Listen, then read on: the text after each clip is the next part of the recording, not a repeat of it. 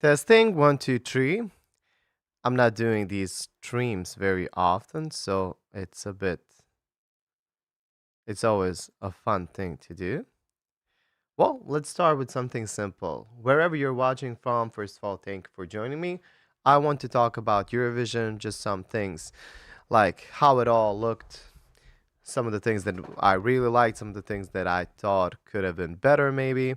And I would like to hear your thoughts, of course, as well. And I would like to hear where are you from, where were you watching from, and stuff like that.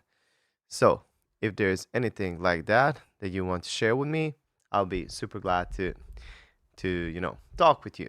So, leave comments. Let me know what you liked about this year's Eurovision. Are you satisfied with the winning song, Bangaranga from Bulgaria? Did you have maybe some other favorites? And just, whatever whatever you have to say about Eurovision, this is the stream to talk about that. Basically, uh doing live streams is not something that I often do. I'm not even sure why the quality is this bad.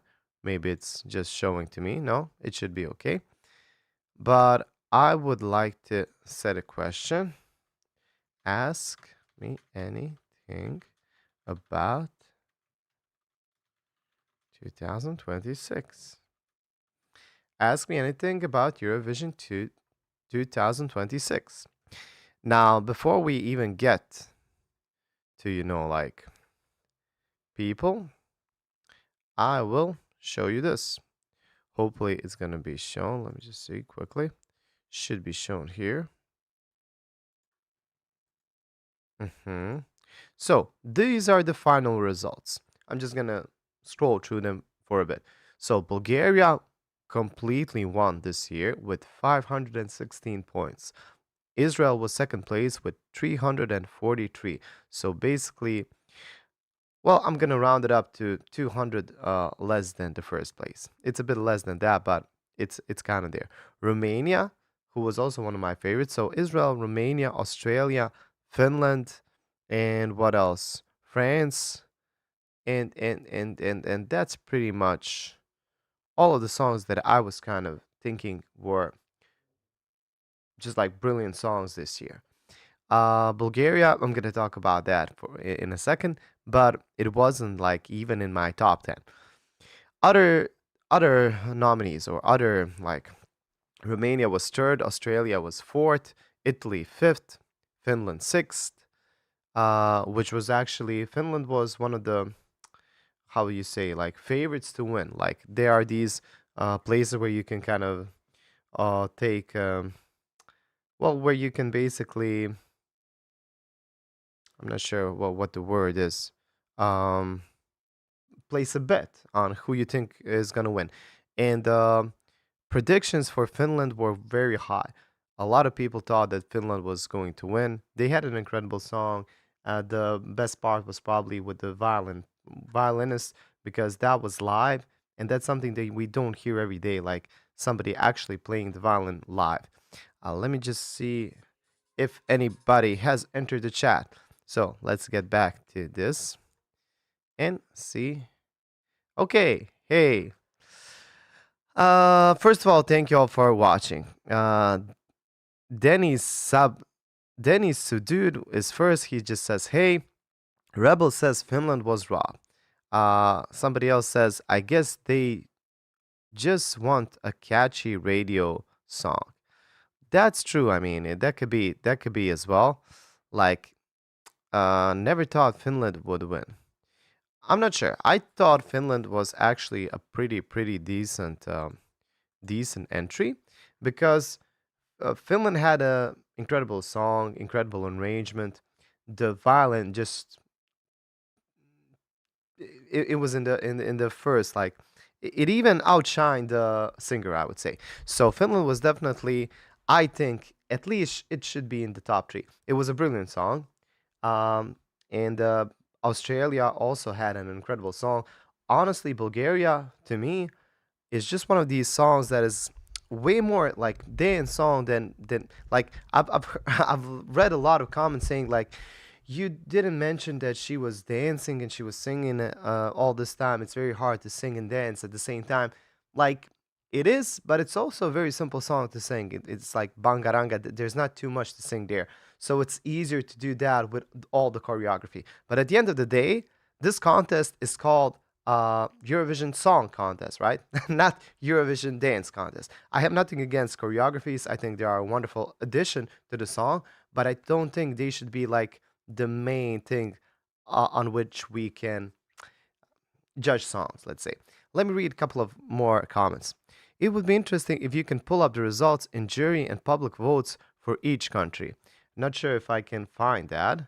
Hi, Croatia was nice. Well done. Thank you for for nice words to my Croatia. Croatia definitely had an interesting song. Like I knew it from the start that they're not gonna rank too high because it's always difficult with these ethno sounds, with traditional sounding like singing. It's very hard to please people because it's like how to put it. Um, it's not something that you hear on the radio every day. It's not something people are used to hearing, and you need to be in a certain mood to really appreciate it. But lyrically, and even like arrangement wise, arrangement was really like trailer music. It was very well produced. I think it was one of the best produced songs ever that we've sent on Eurovision, and I just think you really need to be in a mood to listen to it. You just can't listen to it in the go and kind of appreciate it. Either you truly appreciate it as a work of art or you don't really care too much about it. So, yeah, Croatia had a great entry, but I think it was just like maybe a bit too clever for this competition because people just don't have time to dive very deep into all of this. Which brings me to my next problem. Like, I think all of these songs need to have subtitles in the performances because some songs just have nonsense lyrics. And don't get me wrong, I love some songs that are just nonsense. They can be fun as well. But we've had an example of UK this year. They had a nonsense song, Eins, zwei, drei, but it just didn't deliver. Let's say somebody said last year we had at least that song Sauna, and it was kind of fun. It was weird, but people were singing, Sauna, and it it had something more positive. Like this was just a bad attempt. And you can either have a very crazy song, it can either completely work or it fails completely. So there's not any middle there. But this year I'm actually surprised because we had at least five very decent songs, like well composed, brilliantly produced younger generation, and that's okay. But it's just like what's happening with with my stream. I think I've lost the stream for a second. I think I'm back. Okay, let me read you some of the other comments. Let's actually scroll through them. Finland was really good. Also, the singing was clear and in the tone. Did the juries from semifinals 2 award more points to Bulgaria in the final than they did in the semifinal second? Not sure about that. Romania was choked by the jury. Yeah, Romania's song is, listen, Romania's song is something that I don't think is for everybody. I love the song. It's choke me, choke me. It's an energetic. She has sung it beautifully. Operatic parts, rock parts. It's a great arrangement. But I knew that it was hard to say that it was going to be a winning song. But I had it in my top five, and I'm super glad that it's even in the third place. Considering everything, because I was super surprised, like when Bulgaria won. I did not expect that. What else do you guys say? I think the best song in terms of composition was Czechia, sadly, not for the public vote. Well, Czechia had a beautiful song. To me, that song didn't feel finished. The guy had a beautiful vibrato, kind of faster than anybody else. He has a way on working the stage. It all looks and sounds beautiful, but to me, that song just kind of ended abruptly. I said, like, Czechia was probably robbed in a way that their song should have been 4 minutes, but Eurovision has this rule that none songs can be longer than 3 minutes. So if Czechia could make a song of 3.5 minutes, that would be perfect because it just felt it needed a bit more time to, I don't know, like explode. What do you think Israel was deserving of its placement? I personally think no one can say anything this year since it was eighth in the jury placement, and third in the televote, which ain't that massive. Not sure if I understood your question, but I think Israel had a great song this year, and I was pretty sure they're going to be in the top five. Honestly, I was cheering for Israel more than I was for Bulgaria, just in terms of I think Israel had a better song than Bulgaria. And it would be kind of interesting with everything happening in the world. I think it might be even in a step in the right direction because maybe it would help people to finally solve some things in the world, and maybe we could have Eurovision in Israel and everything be okay. I know it's a big dream, but I'm a dreamer. I want peace in the world, and maybe that would be an interesting thing. I'm also interested, like, what will happen if Australia wins ever, like Eurovision. We would have Eurovision, that's basically a Europe concept, have place in Australia, which is super cool when you think about it. But yeah, Australia was third, right? Let me check the results one more time. No, Australia was fourth. And I think they had a better song than, well, even Israel. I think, in my opinion, Australia and Finland had a neck to neck song. Very close. Beside them, there were just songs that I liked a bit more, but those two songs were like probably the best composed songs and best sung. And let's not forget Poland, because Poland, like, that girl has pipes. She was like showing everybody how you should sing on Eurovision or anywhere else. So let me read some of the latest comments. Oh, you guys are really leaving a lot of comments. I appreciate that. Thanks so much for watching this. I love every single one of you. Please let me know where you're watching from. But let's get to some other comments. So EU Trader says Finland, Denmark, and Romania had better songs, but it's good that Bulgaria won. It's the first win, so congrats to them. I agree with you. It's always nice to have a new country win Eurovision for the first time, because that just opens up a lot of new, like, spaces. Especially, I can't wait to watch the next year's Eurovision in Sofia. So I think that's a big win for Bulgaria. It's just not my cup of tea. Like, I think we had so many songs like that, kind of like that, TikTok songs, I would say. And I think, like, the younger generations really had their mobile phones with them, smartphones, and they really voted a lot, because it's not a small thing to win by almost 200 points. What else do you say? Do you think that Serbia deserving 17th place, or what about Malta's 18th place? Well, when it comes to Malta, I didn't really understand the song. It wasn't too interesting for me. The guy was very nasal when singing. I mean, it's kind of a traditional sounding song. I like that. It's a nice song. It doesn't have anything like slurry. It's not. It doesn't make you stupid. It's an okay song, but it wasn't too interesting for me. So Malta, in my opinion, was also somewhere very low when it comes to the ranking. Now, Serbia, I like Serbia's song, and it's a very heavy song. It's not something that you hear every day. I think Serbia did an amazing job. I think this is one of their better entries in the last maybe 5 years. But it's just like, the crowd either recognizes it or doesn't. Or more accurately, it's not about the crowd, it's about the jury. To me, it's kind of weird that you only have 7 members of the jury voting. So I think that's, first of all, too little. I know you need to have an odd number so it's kind of easier to do the rankings, but I think at least 11 people should be in the jury votes, because 7 feels like it's very easy to manipulate. And we can see that a lot of countries will always give 12 points to their neighbors. I think we would have to have some kind of rule against that.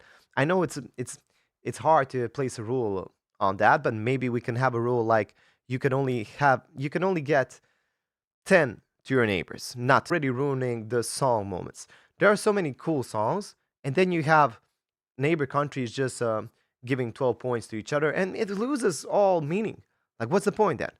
We should then just completely drop the jury's votes, just leave it to the people voting and even the rest of the world, or find some other, it's not a perfect way of voting. I know that there have been changes in the voting through the years. They've already talked about that, even in the finals. But to me, it still feels like a very imperfect way of ranking. The ranking system is just, it has it has more room to improve. Let's check some other comments. Hilmet's more room to improve. Let's check some other comments. Hilmet says, I think one of the reasons for the singer, where is his comment?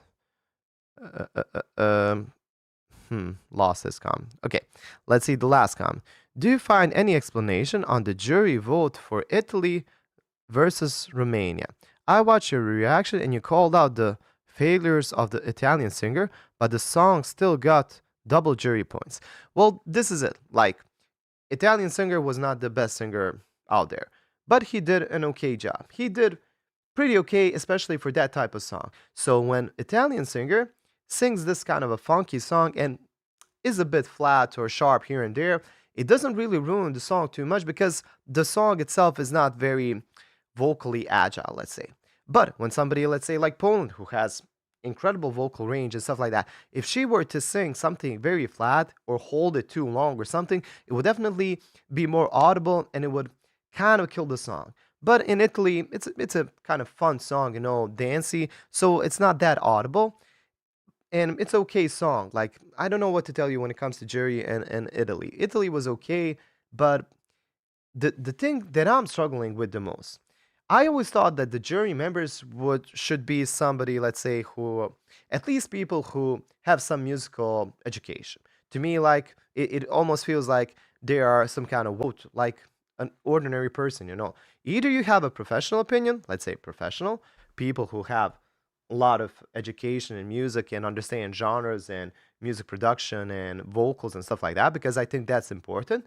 And then you have just an ordinary everyday listener who can either say, okay, I love this song, it's fun, it's catchy, I don't love this song, I feel this song is emotional, or I don't find it emotional. You know, regular people maybe will not go that deep into music. But to me, as a professional, I enjoy going very deep because that actually makes me appreciate the song even more. So it's been ages since I could just listen to the song and fully just be immersed in it without thinking about the elements. Because going deep into elements in the bass and the harmonies, I just love that. That's the beauty of music to me. It's almost like a mad scientist, just like, ooh, I love that. I don't know if I've answered your question, but um, Italy was an okay song, not the best song. Like it had its flaws, but I wouldn't say like it's bad in any way. I totally forgot what you were asking. Sorry.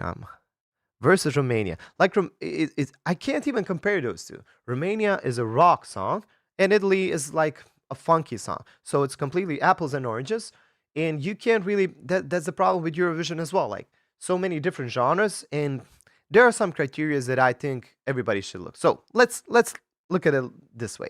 I think the juries should have clear things that they are ranking. For example, vocals. I think vocals should be at least on pitch. I think that's a very simple thing to ask for. If you're not singing really in pitch, if you're kind of going all over the place, that loses points in my book. Other than that, vocal this points in my book. Other than that, vocal production. Like, is the song really produced, or is it just sounding like every other generic song? Does it have build-ups? Does it have dynamic work? Does it have good EQ and mastering? I think that's very important, and that's a special person who's doing basically all of that. What else? Like, you have to understand the song. So lyrics. I think lyrics are important. I'm not saying that every lyric should be deep and sad or whatever, but it has to have some, form. Just like it doesn't have to be poetry, but it has to work in some way. So I again say that we need to have subtitles in the songs. I think that's very important. And I think we would, as listeners, appreciate song way more that way. So I think there's something to work with that. A couple of other thoughts, but let's leave it at that for now. Let's see some of your other comments. And thank you all. It's like 115 people are watching currently. Thanks so much for joining me. I hope you're enjoying like Eurovision and all of this. It was a fun ride, and I'm here to answer some of your questions. I really look forward to. Also, check out my channel. There are a lot of reactions. I also have a course, singing course. I can leave a link if somebody is interested in that. But let's talk about Eurovision tonight. So, Umami says, it was strange to hear a gospel song it was strange to hear a gospel song from a Polish singer. I don't know what's strange about that. Like people love a lot of genres, and just gospel. It's strange to hear any kind of genre. When you think about it, I don't know why Serbian metal. Like in the previous years, Serbia would always be kind of, well, let's say the Serbian people are probably best known for either ex-U rock, which is Yugoslavia, like Yugoslavia is a former country, and XU is kind of the term we use for their rock music back at the day. But they were never really metal country. Maybe there were also kind of folk rock and stuff like that, but metal, not really. So having Lavina, or when translated Avalanche, is a big it's like a breath of fresh air, but it's not something that we're used to from Serbia, maybe. So I'm not sure what people are mostly listening to in Poland. So I'm always open to hearing anything and hearing gospel, especially saying that well and just brutal arrangements. Why not? I love that. So Georgia said they will leave Eurovision. I don't even recall Georgia. What was the Georgia song? That's what I'm saying. Like some of these artists and some of these countries you remember.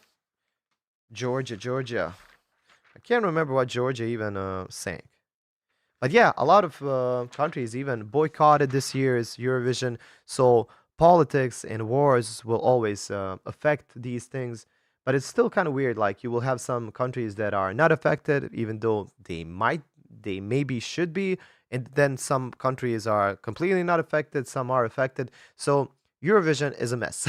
Well, it's a fun mess, but yeah, it definitely has its flaws. It definitely has its great moments. But I just enjoy the chaos. Like I try to listen to it just from the vocal coach and musician perspective, enjoying the songs. But yeah, people always bring up politics. People always bring up everything. I try not to go too much into that. I basically don't want to go into that at all. But yeah, it's like hard to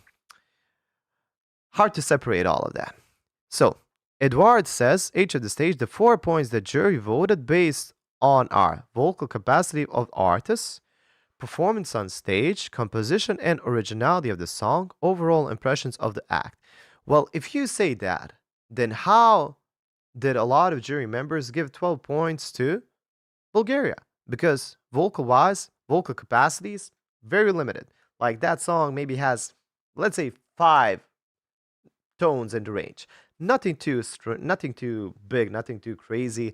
I think that criteria alone, it can't be just like that. Sure, we need to watch vocals, but that doesn't mean like bigger range, bigger voice, faster runs or something like that always means better. So Bulgaria did incredible in the minimalistic vocal range that that person showed. Maybe she has way more range. I don't know. That's the only song that I know about her. But all in all, the to me, when I was listening to Bulgaria, I enjoyed the first chorus, the second chorus, the third time was a bit too much for me. The fourth one was already too much because the song is only 3 minutes long, and you've had like a million of times bangaranga bangaranga, and I can understand that because you need to capture somebody's attention very quickly, and especially like young people. I say that they don't have a big attention span. So with TikTok and everything, I think that's a perfect song. I think that's one of the reasons why it won because it's a perfect TikTok song. You will do dances, you will do choreographies to that, and I don't know, people love it, and I like dancing as well. But I think there's more to it than just making a song that eighth place. But first place, I don't know. I think that is only for the best song out of all. So some other questions that you have. Bangaranga is a speed up version of Macchiato from last year. I don't agree with that. Macchiato was also kind of a fun song, and that's what I say. You can have these, let's say, silly songs, and they either completely work or they completely flop. And Tommy Cash, what's his name? I think Tommy Cash. Um, Espresso Macchiato. That's one of the songs that kind of works. I don't even know why. Like when I was listening to it for the first time, I was thinking, what? But it kind of grew on me, even like Sauna and those funny songs. But then I compare it to UK's entry this year, Eins, zwei, drei, and Eins, zwei, drei doesn't work at all. for some reason. I mean, it's a crowd pleaser. People are gonna sing it in the crowd at the Eurovision. But honestly, are you ever gonna play that song home and say, "Oh, that was a fun time"? I'm not. And I don't know. What about the Greek song? That was also a fun song, kind of fun, fast, but also didn't really work that well. I mean, people kind of found it fun, but at the same time, it didn't really get even too many votes from the crowd. It either works completely or it doesn't. What about Albania? In the second semi-final, jury saved Czechia and televote saved Albania from not qualifying. Well, I don't know what to tell you about it. Albania has a very deep song, very meaningful song about a mother who's waiting on her kid, as if I understood it correctly. And I think we need a big mixture of very authentic, real life scenarios and fun songs. I mean, Eurovision is basically a party, but when you bring it back, maybe 10, 15, even 20 years, I think we had more emphasis on the song before. Now we have more emphasis on dancing, on the visuals, on everything else beside the song. That's what I'm saying. To me, we need to find a better balance. To me, Croatia had a beautiful, like, they had a stage presence, they had a crazy song, hard to sing, traditional, you know, deep message, and at the same time, it wasn't hmm, what's the word? It wasn't boring. Like there were maybe two or three songs that I couldn't even listen to the end because they were kind of boring. And Italy kind of plays into that part. Malta as well. To me, maybe I'm wrong. I mean, we can't all agree on everything. I'm still sad. Saffron says, I'm still sad about Montenegro not qualifying. Well, Montenegro had a pretty nice song. The girl sang beautifully. I think that was a pretty solid entry. One thing that they didn't really have is the stage presence. Their stage performance was pretty minimalistic, and I know Montenegro is a smaller country, maybe they can't afford big, like, room, I don't know, big stage presence.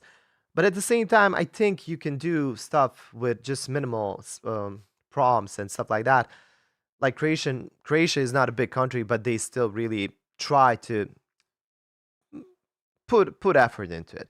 Serbia is not a big country, but they also had a pretty kind of cool looking stage and stuff like that. So I think Montenegro could have done maybe a bit better in that aspect, but at the same time, like, everybody's going to be sad about their own country. Not every country can win. It can only be one country.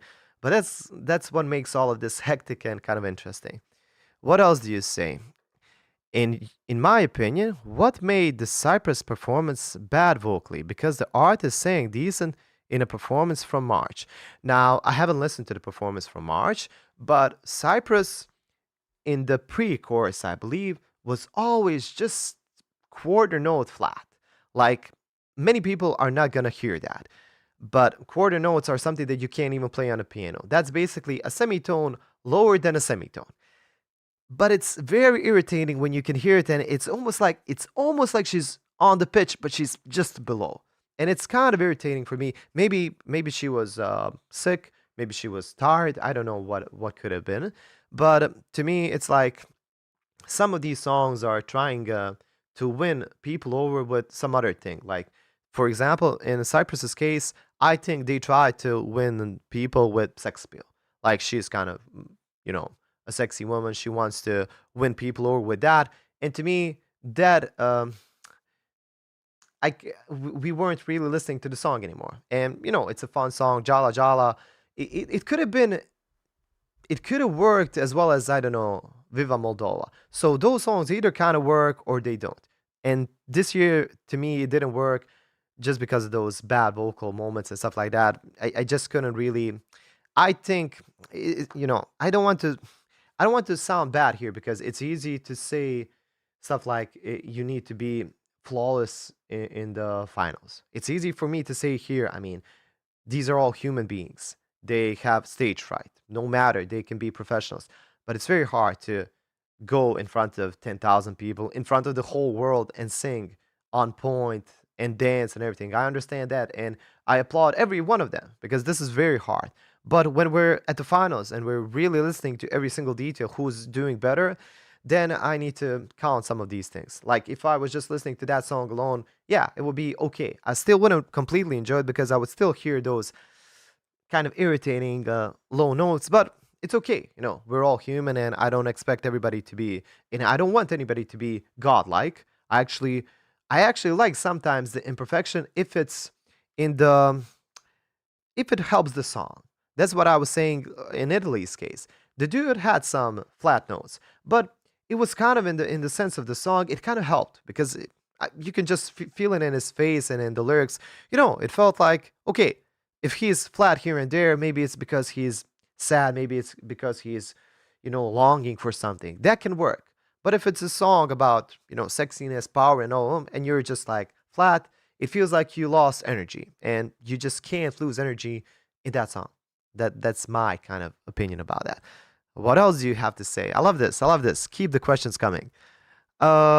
We in Israel were so glad we didn't win. Everybody in the party were like, please let Bulgaria win. Seriously. I mean, I can understand that as well. And this is a great kind of thinking. Sometimes the second place get to be way more popular and have more fame and whatever you want, win more in life than the first place. I will give you an example. Like, beside Nemo from Switzerland, you know that one song, like, what was it called? Code. Do you know any other song from them? Like, not many, right? Maybe one song. But you have Baby Lasagna, who was Croatia's entry, and he was the runner up. The dude has toured the world, had so many concerts, like has I think second album coming already if it's not available already.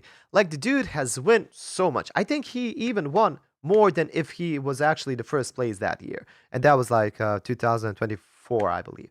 So yeah, placement is not everything, and as we already seen, like some songs that have never won Eurovision, there were maybe sixth place, have the most streams on Spotify. There's that song Snap. It's not a winning song, I believe. There's a song, I mean, some other songs as well, like. And I think Eurovision is a great place to show your songs. For example, here's a this year's example. Sweden song from Felicia, I believe she's called. Um, in the system, what was it called? System. I can get you out of my system. Like that's a very we've heard songs like that. It kind of reminds people of the song. What's that song called? Uh, every time we touch, I get this feeling. It's an EDM track, and it drives. It's very well produced. It's not it's not too new. It doesn't sound like something fresh. And I kind of knew that it wasn't going to rank too big, but it's actually very decent song. I love to listen to it in my spare time. Like that's the only song that I've played in my car and just damn, this sounds so good. And it's not the craziest vocal, it's not, but it's just I think it has all the good ingredients. Her vocal is kind of almost like a little girl. It has that tiny soprano quality. It reminds me kind of like that Ellie who sings a Burn song. Those are some vocals that really go well with EDM. And Felicia is just incredible package. She didn't win. She was somewhere dead last, or I don't know, second to last. But I think that song is gonna be maybe played more than I don't know Poland song. Although Poland is an incredible entry, you know, those are just some things that happen in life. So Bulgaria winning was a win for Israel, in my honest opinion. That's on San Pitsios. That's what he says. Okay, I'm glad that you're okay with that. I just don't like you feeling like you're robbed or something like that. But yeah, we need to be realistic. Like Bulgaria had a fun song. Bulgaria had a great entry in the terms of fun and quality. I don't think it's the best song of the year, but it definitely wasn't the worst. You know, if I wasn't completely surprised it won because I understand how the crowd kind of moves, but at the same time, yeah, I was maybe cheering for some other countries, maybe a bit more, maybe for Australia, maybe for Finland. Okay, give me some other comment. I read a comment on a hater that cites, I wish Israel would enter a crappy song so that we can see the manipulator votes. The commenter accidentally admitted that Israel's songs was good. I mean, anybody who has come to the finals, their song doesn't suck. You know, it can't be that bad to be in the finals, even in the semifinals. Like there are everybody I think had to go through the elimination in their own country to decide on the song. Actually, tell me about this. Like in Croatia, we have a Dora contest where we have maybe 20 songs that compete for the title of the that compete for the place in the Eurovision, and only one song obviously wins. So, do you have those things in your country? I know there's this the same thing in Serbia. I know there's that thing in Slovenia. I'm not sure if every country has that. Sometimes countries just decide on one song and pushed forward. But I think contests like that also kind of are interesting because even when I look at Dora, maybe there was one other song that I think would be an okay fit for this year, but Lilac was definitely out there. You know, definitely Lilac deserved Croatia's vote. Like they are, I think, very young girls still learning how to perform very well. I think their time is just coming, but I'm super impressed like how much they've managed to improve in just a couple of months. That's crazy. Like I'm a vocal coach, and if I was working with them, I would drill them nonstop. But I don't think that I could have done a better job like what they did in the finals. That was basically 98% correct. And when you listen to their performance at Dora, it's like a different vocal group, completely different. They've improved 1000%, and I'm just super proud of them. Okay, what else do you have? There is a scandal about Moldova juries giving a low score to Romania and Ukraine.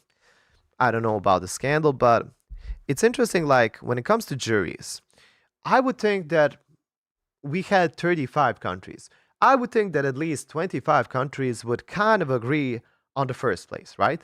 But the jury's votes were also kind of all over the place. It started with Malta getting a couple of countries to give them 12 points, or they received 12 points from a bunch of countries. Then we had, I don't know, a bunch of countries giving 12 points to Bulgaria, obviously. But then we had like neighbor countries giving to their neighbors 12 points, which I always find kind of silly. What's the point of that? I understand kind of like let's be in good political terms and stuff like that, but to me that's not music. I wish there was some rule to abandon that.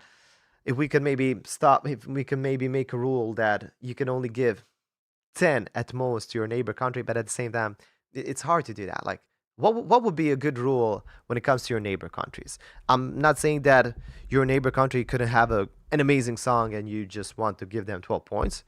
That's obviously possible. But in reality, it's always like, I don't know, Norway helps Sweden, Sweden helps Norway, Serbia helps Croatia, Croatia helps Serbia, although this year that wasn't kind of the case. Croatia gave 12 points to Serbia, but Serbia gave 0 points to Croatia. Come on. What's that about? Let me hear some of your other comments. Have you ever thought that in the competition there were both Lelek and Leleka? Yes. It was actually driving me crazy. When I was doing the reaction, I was always, especially when I'm like editing all of these clips very quickly because I want to get them out in the, in the first 7 hours or whatever, as soon as I can, which means that I haven't slept at all. Like last night, I've only slept for 2 hours. So I'm kind of tired, but I'm still glad doing this live stream with you. But yeah, I found out that there was Lelek and Leleka, and Ikawan was crazy to think about it. But yeah, interesting. Spizzy says, in his opinion, Croatia had top three vocals this year, alongside Serbia and Australia. Like Serbia, I'm actually super impressed with Serbia's vocals. It seems that the frontman and the, I think, keyboard player or guitar player, not sure, are brothers. And one of them was singing clean vocals, and the frontman was singing screams and growls. And damn, it sounded good together. It sounded incredible together because it's very hard to sing clean on top of somebody screaming. And dude, just incredible stuff. Which else? You said Croatia and Australia. Australia is apparently a very famous artist. I'm not sure what's her name. I know the song was called Eclipse. Help me out. What's the name of the Australian performer? Basically, She's very known in Australia, and I think she's like basically a Celine Dion there. She's incredible, and that shows because you can definitely hear the amount of experience she has. She was super sure on stage, but not cocky. She was just super sure, super strong. Beautiful song, incredible hook, incredible chorus. The piano part was great. I think there was even a key change at the end somewhere, not sure, but a very well produced, very well written song. That's what we need. So, what else? What else? Did you know the main singer has a pacemaker and was operated just before the show? What country? Serbia? I didn't know that. I didn't know that about any country. Okay. Strange Me Evolution says, in my opinion, the girl from Ukraine was extremely tanked by juries. It shouldn't have received 57 points from professional juries. What do you think? Well, I can agree with you. Ukraine had a beautiful, also kind of traditional song. I'm not sure the instrument that started the song. I think it's lute. I think that's how you pronounce it. That kind of string instrument looks like a guitar, but it's not a guitar. Beautiful sounding. And Ukraine song is basically the only song that really teleported me into a meadow, into a very kind of almost like a fairy tale kind of space. Beautiful song. And yeah, I was actually kind of surprised that it wasn't higher up there. Maybe people are I'm not sure what the reason is there. I don't know. I don't know what to tell you about that. Hello from Greece. Well, hello from I'm in Bosnia and Herzegovina actually, but I'm a Croat. But yeah, so Croatian. Interesting thing about Bosnia and Herzegovina, it's been years. I think at least I'm gonna say 10 years since last time Bosnia and Herzegovina has competed in Eurovision, and I think the main reason is because we owe some money to Eurovision. I'm not sure, but yeah, Bosnia and Herzegovina has a lot of debt. So yeah, it's kind of strange, but that's what happens. Uh, okay, what else? Serbia. I didn't know that Serbian singer has a pacemaker. Wow, that makes it even crazier to sing that with a basically thing holding your heart. I'm not even sure like how that thing works, but I imagine it's uncomfortable and not very easy to sing. Crazy, man. I didn't know that. Thank you for that information. So Radoslav says, interesting fact, Dara has won with the biggest point difference from the second in the entire contest history. Really? They've shown that somewhere in the finals. They've shown the clip about difference between the first and the second place. I'm not sure who held the title before Dara, but yeah, this is a big difference. Let's show it once again very quickly. So this is the ranking. No, this is the ranking. Bulgaria has 516 points, while Israel has 343. Now, you do the math. I'm not very good at math, but it is a big difference. So yeah, that's a very crazy thing when you think about it. Hello from Turkey. Greetings to all of you. Hey, we have almost 200 people watching right now. That's huge. I thank you so much for joining me. Leave questions about Eurovision. Leave questions about something else regarding music if you want. I'm here. I want to answer as much as I can. And yeah, let's have a fun time. I want to know your thoughts about Eurovision. What do you think? Was it doing okay? Was it a good year? I think we had some incredible songs this year. I think I think we had a stronger year than maybe last year. Oh, so what else? And how the hell did Azerbaijan not qualify? Azerbaijan, what was the song from Azerbaijan? Help me out. Azerbaijan, what did they sing? They didn't qualify. I can't remember their song. Gonna have a blast there. Well, maybe not me personally there, but we're gonna watch it again like this, right? Okay, what else? What else? So let me scroll a bit before because I think we had some interesting comments, but I haven't maybe answered some of these. So somebody says, yes, we have a huge local pre Eurovision competition in Sweden, also in Norway. Well, that's what I would kind of That's what I would think. And I think a lot of countries also have that. For me, Ukraine's voice was the strongest, followed by Russia. But as an overall package, Romania won't won it for me. I mean, Ukraine and Australia have completely different styles of singing. I would say that Australia's singing is way more pop, but almost like Celine Dion kind of pop, which I love, and it's a very hard way to sing. But Ukraine is kind of more in a yodely kind of matter. It reminds me of Aurora, the Norway artist. Maybe you know her. She's like white hair and just crazy, insane vocal that she has. So Ukraine kind of reminds me of her. In Romania, completely different thing.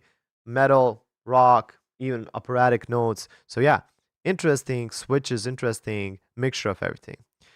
To our sweet neighbor Norway, Romania was doing that. Double standard doesn't apply. Yeah, to me, it's also kind of. I really don't like when people just give or juries just give 12 points to their neighbor countries. Then what's your point? What's the point of the juries? I always thought the juries should be a bit more professional, focus on the music, on the vocals, on the lyrics, and crowd can be the one who decides just on the fun factor or how it makes them feel. I think that's kind of a good balance in theory, but in practice, it doesn't always work that well. So, Bulgaria didn't receive a lot points from the neighbors. From Ukraine, zero. I think somebody else was talking about something else. I don't know. Maybe we didn't mention Bulgaria in this context. What were your reasons for Denmark not being on your top three? Well, first of all, I can't remember even the song that Denmark sang. And I think that already tells you something. Denmark, Denmark, Denmark. Oh, I can remember. Well, Denmark had a okay song, kind of a dancey tune, interesting stage presence. They were just better songs. I have nothing against it, but it's just like it felt like we kind of heard similar songs to that. I'm always searching for that little something that makes the song unique. That can be crazy, that can be fun, that can be just like incredibly hard song to sing or to play. That can be an arrangement thing. It always has to be something. But let's say Denmark, even Sweden, Malta, all of these songs, even Italy, all of these songs are solid songs, but they don't have that something, let's say that X factor. It kind of all sounds like something that copy of a copy, let's say. Not to sound that in a, it doesn't have to be in any kind of rude way, but it just doesn't sound too innovative to me. And some other songs maybe have that little flair that I'm looking for. That's just me. Poland was ripped off by the public votes. Well, that's the thing. Like Poland's song is too too good. And it's not a song that's easy to listen to. You're gonna play it and you're just gonna enjoy it from the first. It's a very kind of deeper song that you really need to appreciate by listening to it 5, 6 times. And I'm not sure that people just have that time to enjoy songs like that anymore, which makes me sad. I'm a musician and I write my own songs, and I find it hard that people don't have the time to appreciate music anymore. That's why Bangaranga is gonna win because it's easy to get stuck in your head, and you have chorus that is repeated 5 times, So it's very hard to fight all of this. So this is an interesting question. Gyotis says, "Do you think that Eurovision is getting a lot more LGBTQ plus friendly to the point where those artists are more likely to win?" Well, that's a very interesting thing. Like everybody is always fooling around about Eurovision being gay, and it kind of is. Like let's be real. There's always artists that are from these letters, let's say, but at the same time, like there are definitely way more people that are maybe straight that have won in the past. Uh, I don't know what to tell you. Maybe it's getting more friendly when it comes to that. I'm not sure. I don't think that's. I think that might be a case maybe 10 years ago where that would maybe help you a bit when it comes to the votes or the jury. But even nowadays, I don't think that's a criteria that's gonna help you too much.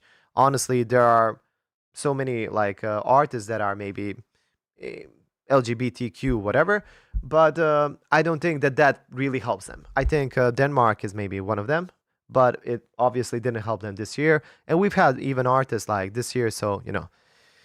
So somebody says, "So you're from Croatia because you look and hear to me as an American, bro." Greetings from Romania. Yes, I'm from Croatia. Well, I am a Croat. I live in Bosnia and Herzegovina, but yeah, I can say something in Croatia if you want. Pozdrav svima ljudi, kako ste? Zovem se Hrvoje Merdžo, profesor pjevanja. And yeah, so what I said is, greetings everybody. My name is Hrvoje Merdžo. That's my real name. I go by H of the stage, and I'm a professor of singing. I teach singing in music high school. I love doing that. I love vocals. I love being a mad scientist and really diving deep into everything and just exploring and learning and teaching. Like when you teach, you learn new things. It's incredible. I love my students, and it's just a passion of mine.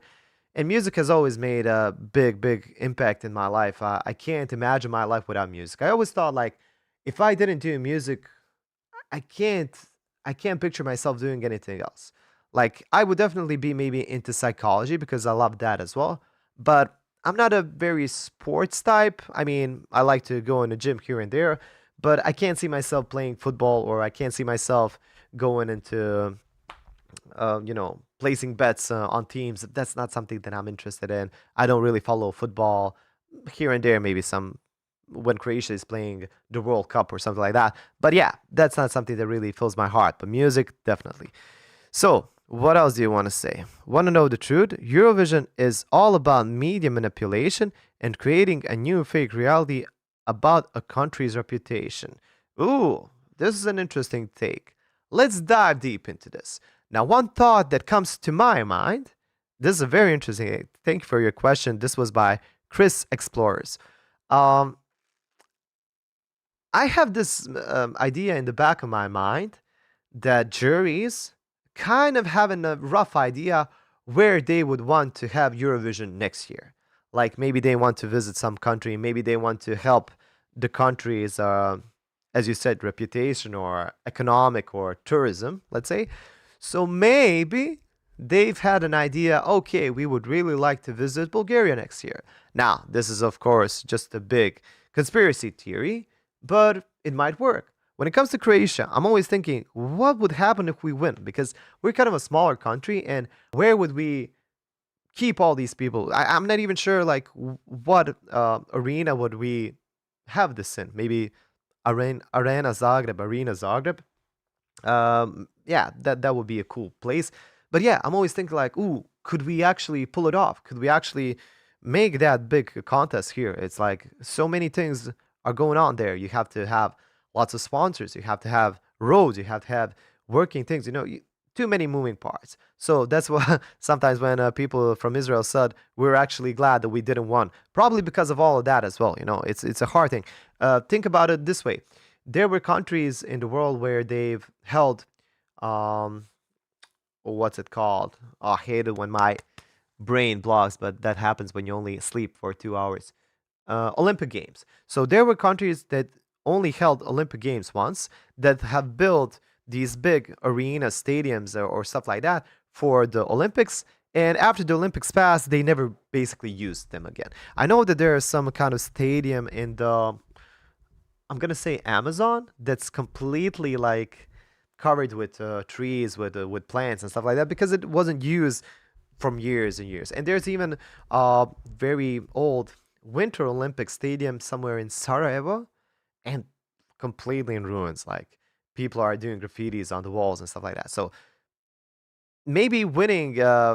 Maybe winning the Eurovision is not always the best thing that can happen to a country. It might even get the country in more depth. You know, interesting thing to think about. I love going into a rabbit hole like that. Or Spaladium Arena in Split. Well, that's the thing. I don't think it would ever happen in a city that's not the capital city. Even this year's we had it in Vienna. So I think is that true? Like, is Eurovision always held in the capital city? I think it is. It kind of makes sense. So Chris Explorers continues. Of course it is. They use music context to keep eye of the people. 220 million people watching and paying fake votes. They never ever showed us backstage how they are counting the votes. Well, yeah, but you can say that about basically anything. Like, tell me any show that actually shows you how they count the votes. Dancing with Stars or whatever. Any contest that has voting, I think there has to be some way of following that. Otherwise, it's gonna be like on trial. It's gonna end up in court. I know I'm maybe still like a dreamer when it comes to that, but I hope there's some justice there.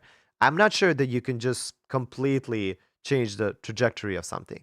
I think that would be, listen, at least in the years that we have Eurovision, maybe somebody would step out and say something about it. I'm not saying that it's perfect. Definitely has wiggle room to do something illegal or to boost somebody's votes, or at least, like we already said, the countries can just call each other, hey, we're gonna vote for this country. We want to have Eurovision next year there.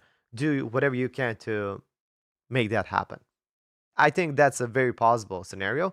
But when it comes to really tweaking the electronic votes and stuff like that, huh? I don't I don't believe in that. So what else? Yeah, Benetri, I think I can't even pronounce the names, but he says that yeah, it's Eurovision is always kept. No, it's not always kept in the capital city. Really, I thought okay, in Switzerland. In Switzerland was Basel, Sweden, Malmo. I don't know. I don't know. So, what else? Give me your best question that you have. Give me some conspiracy theories. This was actually an interesting thing. Okay, somebody says, "Oh my God, I'm half Bosnian, so that's cool. Pozdrav iz Norveške, brat." Greetings to Norway. Pozdrav iz Norveške. I actually told you that I'm gonna tell you a story. I mentioned it in a somewhere in the videos of the finals, I believe, or actually in the semifinals. So I always said that Norway has a special place in my heart, and I'm gonna tell you why. Someday when I was in my high school, I think I was maybe the second grade of high school. Don't even ask me how, but our English teacher has chosen me and a couple of my friends to go into Norway for a week for free. Best thing in my life that happened, like in that period. So we went to Norway. We were in a city called Drammen, and we had some workshops and like not even sure completely like what we were doing. Like it was just let's say a collaboration between countries and different schools. So we had schools from Norway, obviously. We had schools from US, and we had one school from Bosnia and Herzegovina, from Mostar, from my city. And that was like the best week of my life in that period of my life. First of all, you get to see a very beautiful country. You get to see a country that's kind of more developed and has more regulation than your country, because Bosnia and Herzegovina is not very famous of being a great country and stuff like that. But that's for another video. But basically, what I want to say, we've had an incredible time. We've made a lot of friends. And at the last night of that week, we had this thing where they would call it like open mic night, let's say, something like that. Open expression night. And you could sign up to do anything you want on stage. And there was a pretty cool stage. There were piano there, different instruments. So some of my friends were, you know, saying jokes, trying stand-up comedy. One of them tried singing. It was awful. But yeah, I wanted to play a song, and I sat at the piano and I played the phrase "How to Save a Life." That song means so much to me, and it kind of hits in my teenage nerves, and like a very kind of depressive song, and about losing friends and stuff like that, and about depression and stuff like that, things that I've been struggling with and sometimes struggle as well. Nowadays, although I've won most of the battle, but yeah, I've sang that song and I really got into it, and it was the end of the week, and I was kind of feeling all the emotions. But people there call me H because my name is very hard to pronounce. My name is Hrvoje.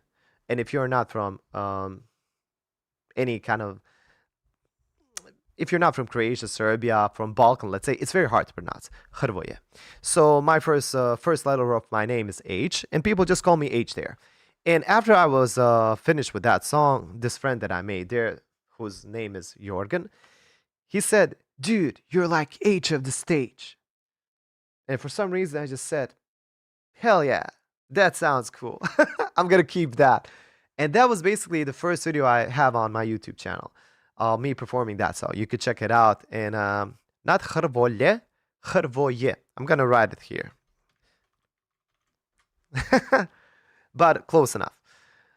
So yeah, very hard name to pronounce, so people just call me H, and I'm okay with that. So let me see another question. This is actually very fun. Thanks so much for watching this. 100 people watching. Ooh, thanks so much for watching. Subscribe if you haven't. There's so much on the channel. Definitely something for each and every one of you. If you're interested in singing lessons, I'm actually gonna do a quick plug here. Let me just give you one link that I want you to check out, because I've just finished my first singing course, and I'm having a huge sale. It's like half percent off, I believe. So you can check it out if you're interested in singing. Basically, how it goes, you have some video lessons that you're going to try out for yourself, and you're going to try to implement stuff that I'm learning you in the lessons. But if you get stuck, you can send me 2 short videos in the first 3 months since you buy the course, and I will actually respond with a video lesson, or with a video response telling you what you should improve.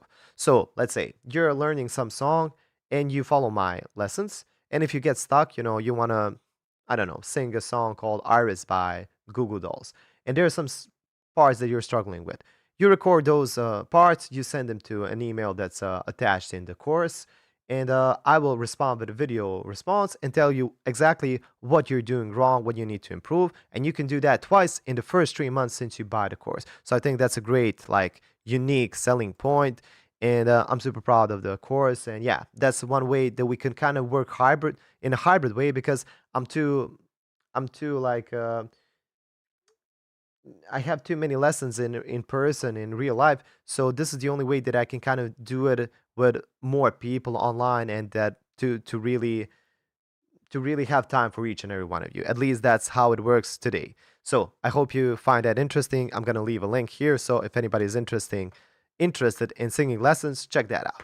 Okay, what else? Thank you for watching, and let me see another question.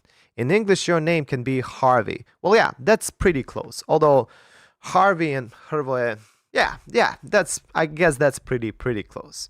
Czechia was massively underrated. Best vocals last night. Well, yeah, it was definitely underrated. Maybe not the best vocals, but the guy can sing. I really like his vibrato. Definitely a unique thing. Somebody says I just subscribed. Thank you so much. 14 years ago. Yes, my first video was 14 years ago. But don't get fooled by that. I posted that video, then I posted a video every, I posted maybe one video every year or every couple of months. I really started working on my channel like a bit more in a concrete way, maybe 5 or 6 years ago, even if that. Sometimes before Corona, like. So, and I've been posting basically videos, 1 or 2 videos a week. I've had a bit of a hiatus this year because I was focusing on the course that I've just mentioned. So Eurovision is basically the first videos that I posted in maybe 5 months. But that's gonna change. Like from now on, I'm really going to try to post more often, and I'm actually going to check out some of the artists that were performing in Eurovision, and I'm gonna check out some of their other songs. Somebody already said that I have to check out the song Madame from Israeli artists. So if there are some other artists that you want me to check out, I can't make promises, but I'm going to do my best to check out some of them. Okay, so what was your question? Naomi was awesome. Yeah, completely agree. What else? What else? What else? So, okay, I'm just gonna pin the message when it comes to my courses if you want to check them out. Or in French, Hrvoje. Well, yeah, I've interesting. So many variants of my name. Okay, my favorite Eurovision song of all time.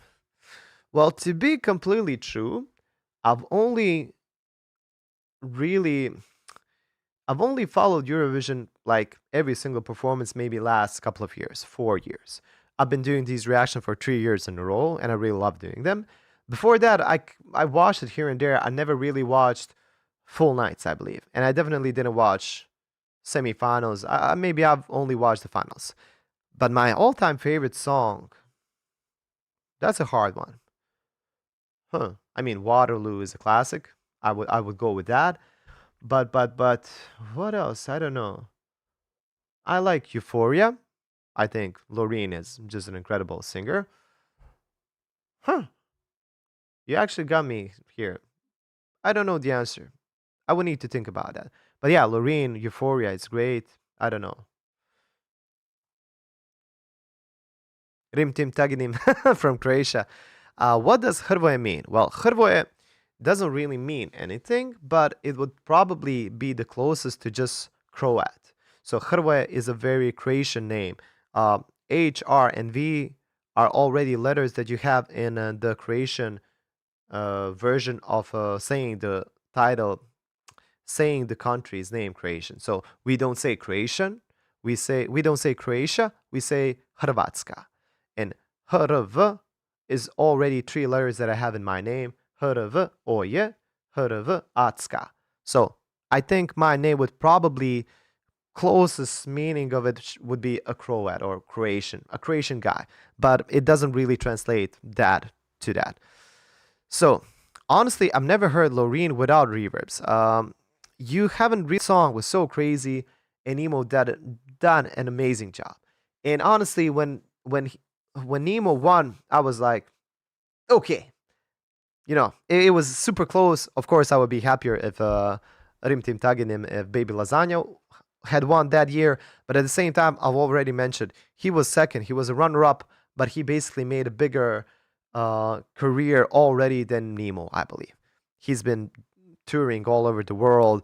He has already two albums. Like, the dude is just killing it.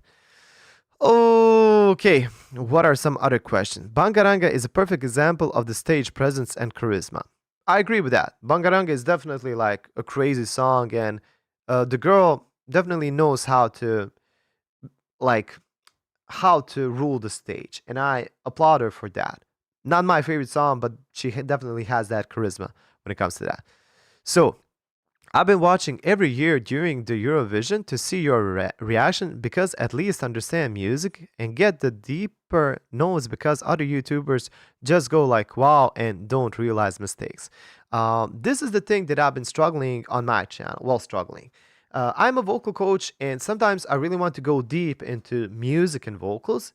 And sometimes people are going to leave comments like, you're being too analytical, you're going too deep, just enjoy the song. And I look at those comments and I think, what are you talking about? What do you want me to do? Just do, wow, whoo.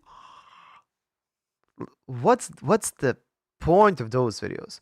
Well, to be true, like when it comes to Eurovision, I'm watching these performance very quickly. They're only 3 minutes long, and I don't have time to talk about every single detail as when I do when I just pick one song and kind of go deeper to it. But at the same time, I can't just go and oh wow do a only reaction video. I always have to bring some value to it. At the end of the day, that's my profession, and to me, it would be like stealing if I only just play a song and just do wow. I don't know. I don't find any meaning in that. Deborah, Debbie, thank you so much for coming here. I have to say, Debbie is probably one of the most OG fans of this channel. She's my close friend at this point. Like, she lives in USA, and I consider her an auntie. Like, she's the best person in the world. I wish her all the best. Can we just spam for a second and say hi, Debbie? Love you in the comment section, please. That would fill my heart so much. If we can do that, I would appreciate every single one of you. She says, I'm in the USA and I appreciate seeing these Eurovision videos. That's also another thing. Like, I'm not sure how much people in the US actually watch Eurovision. Like, here it's a big deal, but hey, yeah, Debbie, I want a lot of love for Debbie. Thank you so much, people, for doing this. You don't even know how much. Like, I'll tell you one thing. If this channel dies tomorrow, one person that I'm gonna definitely remember is Debbie, because like she really understands my deepest fears when it comes to music. Because I've been doing this and I still have a fear of letting my songs out. I don't know what it is, but I have at least 20 songs that are finished when it comes to lyrics and melodies and stuff like that. One thing is that I don't really have enough time to record them, and I'm I'm paying bills and I'm taking care of my family, but that shouldn't be an excuse, right? I need to record my songs, I need to put them out of the world, and Debbie understands that. But at the same time, like, listen to my song. Will anybody ever hear these songs? That's the only song that I've actually put basically completely on my channel, and it's a vulnerable song, but it's basically how I feel. Like, it's this inner struggle. And one thing that doesn't help is hearing people not really understand music. Like, when people are so, the world in which we live is very quick, it's very fast. And sometimes I have a feeling like people don't have the time to sit down and listen to music anymore. And that very saddens me because music, as you can see when I'm talking, music is a part of my fiber. It's a part of my being, and can't live without it. And at the same time, it kind of bothers me when I feel like people don't really appreciate it in a big way anymore. That's why sometimes I get a bit hurt when I feel a song that's not a too smart song. That's a kind of, well, let's say Bangaranga. I don't have anything against Bangaranga, but I feel like it sometimes makes people a bit more stupid. Not Bangaranga. It's okay song, but you know what I mean. There are songs when you listen to it, you feel like you're a more stupider person right now, right? Is it just me? Like some slurry hip hop, like some rap scene, whatever. It doesn't have to be rap. It can be metal, whatever. I feel like music has this ability to help people in their lives, but it also has the ability to ruin people, make them go into vices and stuff like that. And that's something that I don't want to contribute to. And I just want music to have a meaning, and it can be fun, it can be dancey, but it has to have soul. Sorry if I rambled on for long, but yeah, that's what I that's what I'm talking about. Okay. Thank you so much for saying hi to Debbie, but let's continue. Uh, Somebody says, as a Peruvian, I can say that even though Israel is a conflictive country, I like all of their songs. I'm not supporting either Israel or Palestine. I hope everything is better, even if it takes years. Completely agree with you. Like, when we were listening to Eurovision, we were just listening to songs. When it comes to everything else, honestly, I don't know too much to even talk about it. And I just want everything to be resolved as quickly as it can. I want peace in the freaking world. And I'm not talking that as if I'm some kind of Miss Universe, but we don't need to have wars. Like, we don't have to have wars. People have internet, people have food. I think we need to get to the point where people have food and water and everything else, and shelter, of course, education, but everything else is way less important. We need to have the bare minimum. Then everything else we can expand upon, explore. I've even written a song that's actually on my channel as well. I'm not self promoting here, but it's just an acoustic song that is called Only a Fool Would Start a New War. And you can listen to that song as well. That's what I'm saying when it comes to lyrics. My lyrics really come from the heart, and as a country that has gone through war, we don't want that ever again to anybody. Like, I just got born when the war was over, but I felt the impact of it through years, like through my family, and probably my father even had a bit of PTSD and stuff like that because he was in the war. So yeah, definitely not something that you would wish upon your even biggest enemies. Not something that we need in the world. Bro, it's your channel. You can self promo all you want. I know I can self promo, but I don't want to spam. I enjoy promoting my stuff because I really believe in it, but I don't want to spam at the same time. But thank you. It actually, oh, that actually felt nice hearing that. Okay, let's see. Can we get back to Eurovision for a second? Okay, somebody says, "Oh yeah, Hrvatska. I should have guessed that. I just tuned in. Wow, Croatian. So that explains the beauty." I watched one of your videos reacting to Regine Velasquez, and I couldn't figure your accent. Yeah, like, if you were to hear me for the first time, what would you say my accent is? Somebody even said Northern USA or something, like Northern accent. I'm not sure. Maybe, I mean, I've watched a lot of Cartoon Network when I was younger, so probably picked up a lot of that from there. I don't know. Thank you, Europe. We wait for you in Sofia 2027. So, what is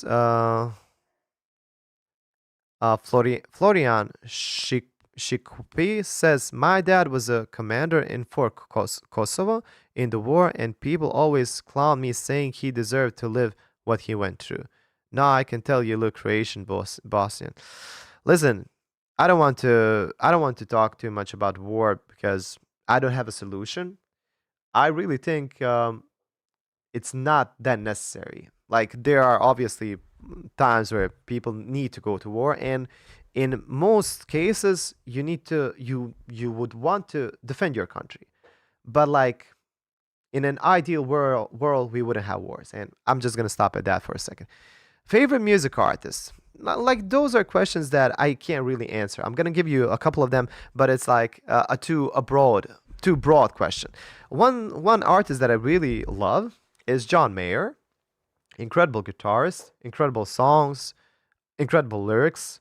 I've grew up listening to punk rock, especially like American punk rock, Blink 182, Sum 41, you name it, Yellow Card, stuff like that.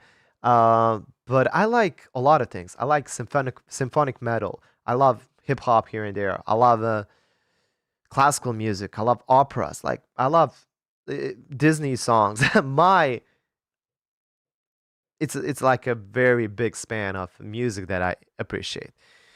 What else can we talk about? I actually written down some things that I want to talk to you about when it comes to Eurovision. Let's get back to Finland for a second. Finland. Oh, somebody says your English is so damn good. I told you. I thought you're actually American at first. Aw, I always like hearing that. I don't know. It's a big compliment when my English comes across as pretty native. Although I sometimes have trouble or need a few seconds to remember some words. So that's why I think these live streams actually help me. Just communicating. Yeah, my wife says I forgot Green Day. Of course, I've listened to Green Day. That's basically my first. That's the first band that I really, really, really listened to.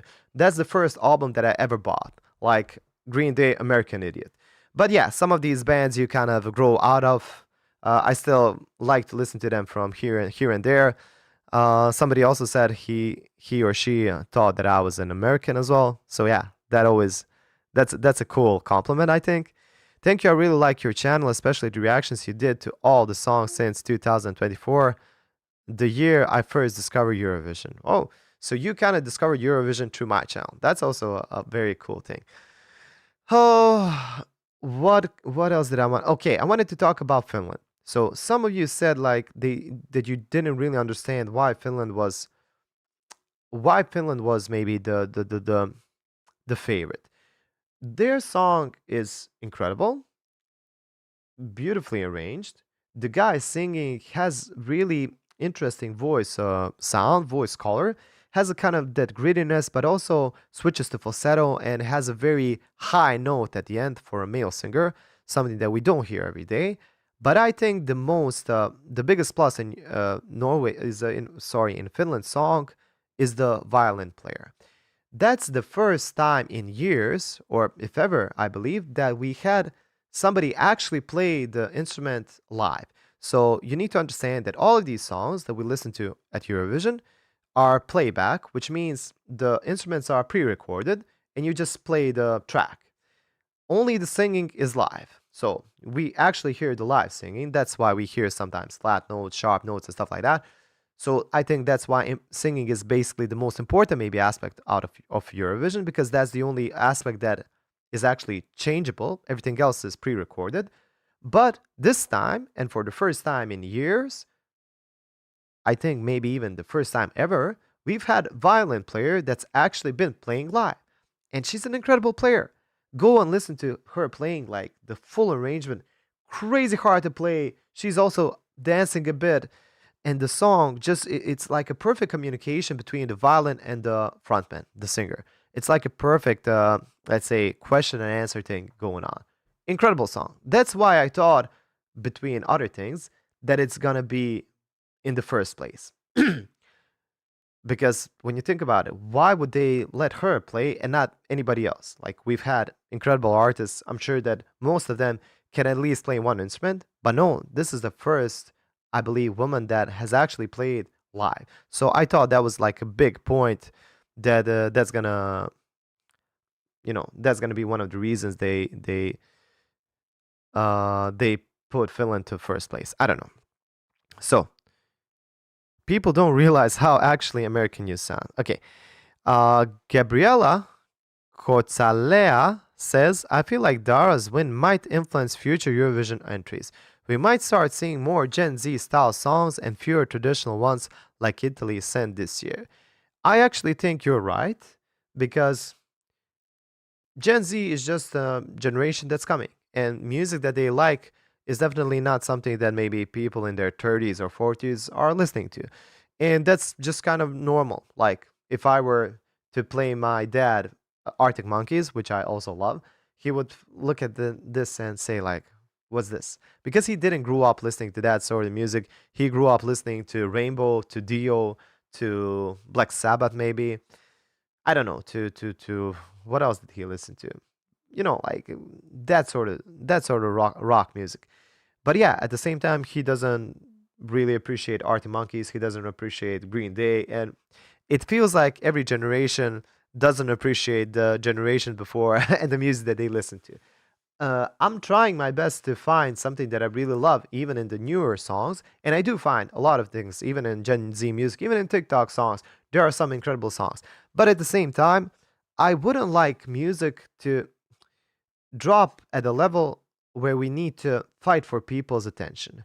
Although that's a fight for every medium. Like, this is the premise of how social media app works. Everybody is fighting for your attention. They're trying their best to make the most addictive, like apps and videos and short form content because you're just scrolling and you have no idea how much time has passed. I know I'm guilty of that. Like, I sometimes just go and I don't know, 10, 15 minutes pass and I don't even realize that it's that much. So, yeah, the attention war is definitely something that's going on, but I would still like music to be a bit of a resistance, to it. I wouldn't like it to completely fall. I think Bangaranga definitely plays into that whole of we're making a song that's so catchy that you have 5 times the chorus in the 3 minutes that there's no chance that you're gonna forget it. Because anybody who listens to Bangaranga, they for sure know how it goes. But anybody who listens to Poland can't even remember the chorus. So that's a big difference. I think we need to have a bit of a resistance, find some middle ground because I like catchy songs. I like when I can remember the melody, but I also don't like it when it's too. I don't like it when it's too catchy when it brainwashes me. In a sense, let's say. I don't know if I put it correctly, but what do you think about that? Like, this is also happening in movies and in everything. It feels like everything is fast food. It almost feels like you don't even have time to sit and have a proper meal. Everything is speedy. You have no time to enjoy anything that you do. Music, movies, uh, food, everything feels like it's sped up. And honestly, I feel like we're missing so much in life if we don't slow down a bit and just like watch at the sky and smell a flower from here and there. So, what are you going? What are you guys saying? So Finland was your winner too. Yeah, Finland or Australia were my top one choice. Beside that, I can show you. Actually, let me show you. These are the top six, let's say, that I've written down. I hope you will be able to see this.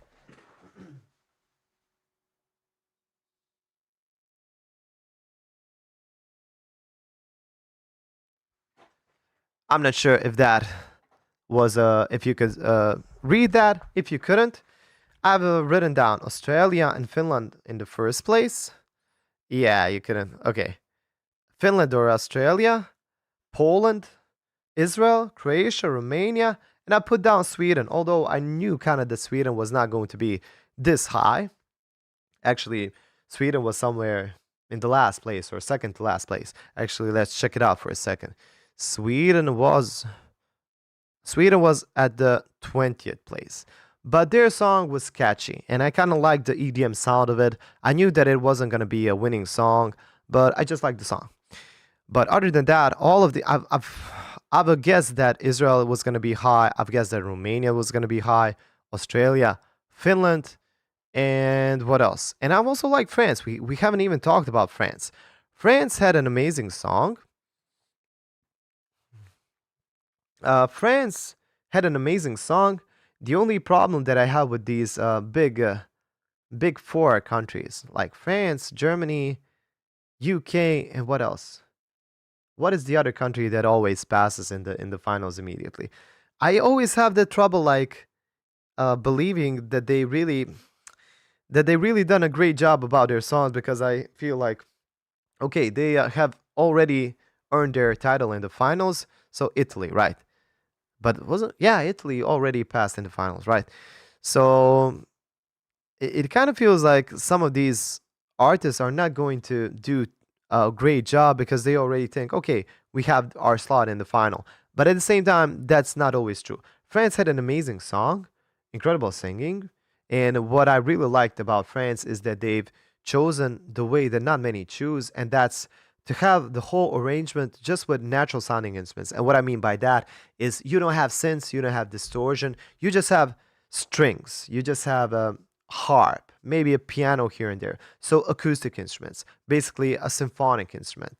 And they've done an incredible arrangement. And the singer was the youngest one in. The singer was the youngest contestant this year, I believe, the one that represented France. And she had an incredible voice, soft, whispery sounds, operatic notes, belty notes, like and at the same time, I'm not sure, like France was somewhere maybe eight or something like that. So it's very hard to pinpoint how this is all gonna go. But at the same time, like it's interesting. It's kind of interesting that you never know what's gonna happen. Like I'm pretty sure that most of us couldn't really figure out that Bulgaria is gonna win. Although they had a very catchy song, like Moldova also had a catchy song, right? But they didn't win.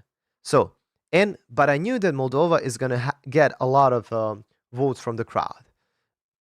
It's always like that. Whenever there's a catchy song, very memorable, very fun, and easy to dance to, I think the crowd resonates with that more than the jury. The French singer is French singer the daughter of Seal? Is she?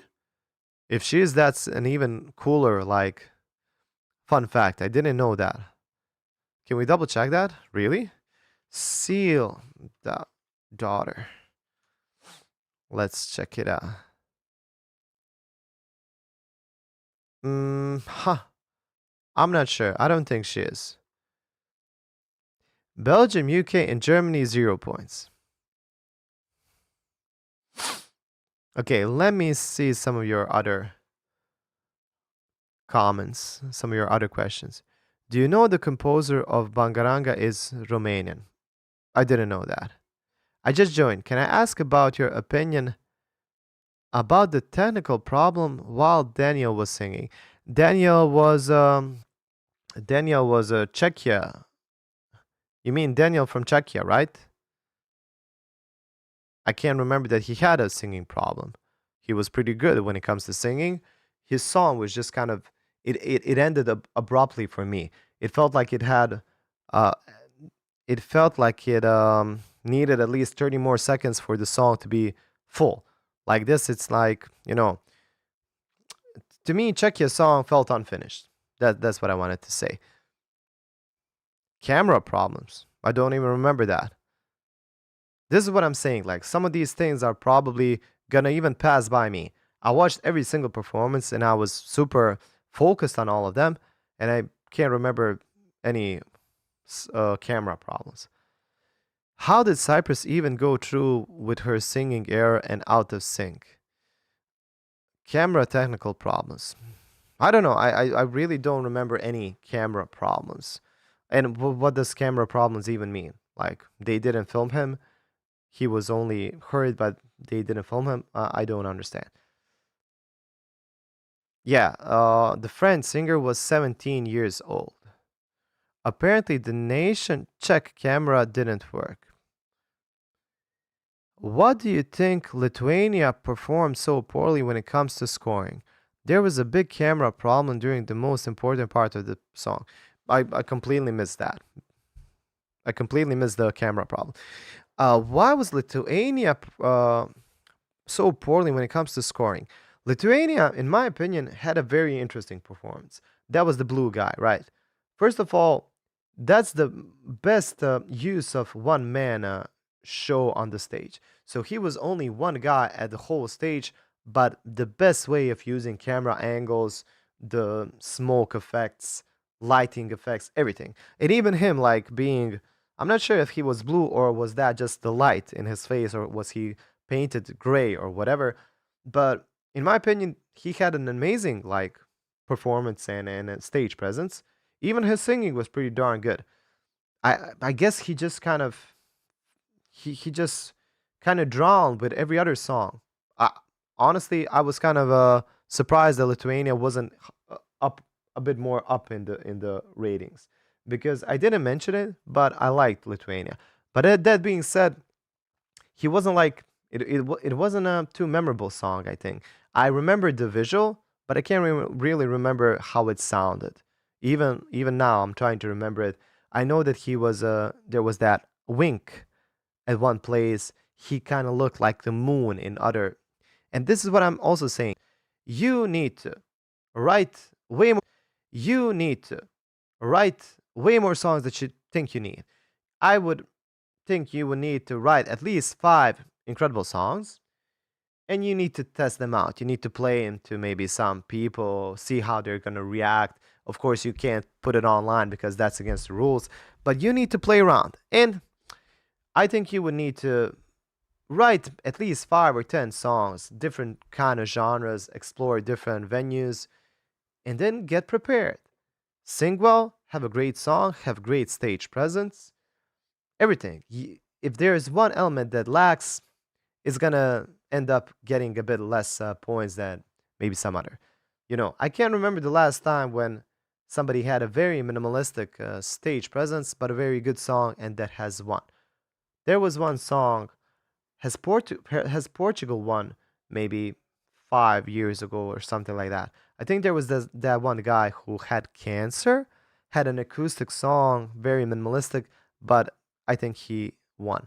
I can't remember. If you know, let me know.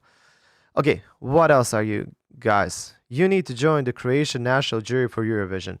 Listen, if they ever call me, I wouldn't mind, but at the same time, that would probably mean that I would not be able to film these reaction videos at the same time, because that's probably very closed and you can't let anybody know you're voting. But yeah, I would be completely open for that, and maybe when I end with that, I would run home and record the videos again.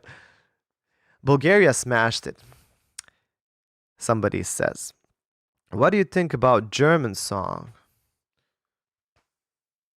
Did German perform this year? What was the German song?" That's what I'm saying. Like sometimes my mind just draws a blank. Germany.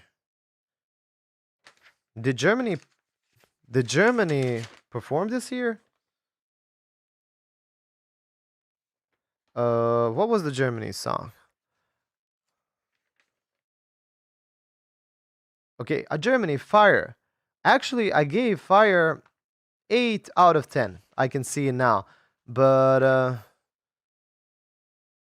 was Germany in the finals? Yeah. Listen, so I can't believe that I'm saying this, but in the semifinals, I gave Germany 8 out of 10. That means that she basically sang perfectly. But in the finals, I can see now that I gave Germany 2 out of 10. And now I remember Germany was one of those contestants that I thought sang worse in the finals than in the semifinals. I can't remember the details because I'm super tired and I've done all of this in a couple of days. But I know that there was some vocal troubles there. It felt like, yeah, it felt like she really didn't have enough energy. The song is fire, it has to be explosive and very energetic.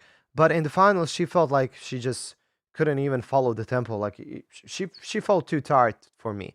Maybe that's just my kind of understanding from the distance, but it lacked something in my opinion. So what does somebody else says?